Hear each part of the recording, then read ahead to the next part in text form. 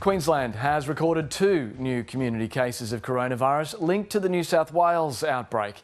2 infected truck drivers travelled into Queensland, but authorities say the risk of spread is low. It comes as the state's Chief Health Officer indicated that the mask mandate may be extended for the southeast beyond this Friday. Here's state political reporter Rachel Rieger.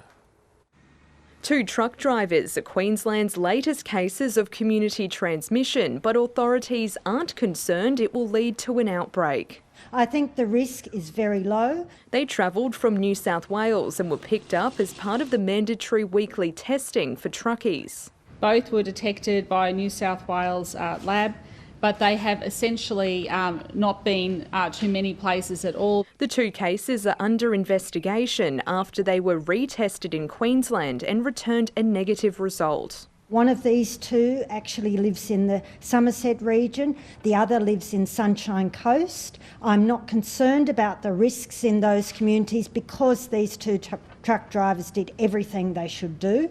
But they've triggered a number of exposure sites, including one in St George in southwest Queensland, and put nearby towns like Mungindai on edge. The town has been cut in half by border closures, with some staff unable to travel to the local hospital, leading to reduced services. So we are absolutely horrified that this can happen in 2021. We've been trying to work through solutions on this, and I'll be writing to both premiers saying, can you please just extend a bubble? The Chief Health Officer says residents in the border zone are able to access healthcare and get vaccinated.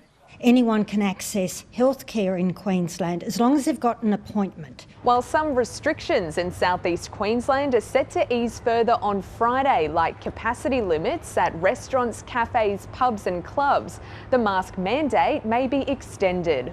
Because we know how essential they've been, so we just might need to look at whether there needs to be an extended period for some mask wearing. Also staying, the hard border between Queensland and New South Wales, at least until the end of October. And police have put border hoppers on notice they will be caught. I ask that the community, as they are, to continually report on that as well. Rachel Rieger, ABC News, Brisbane.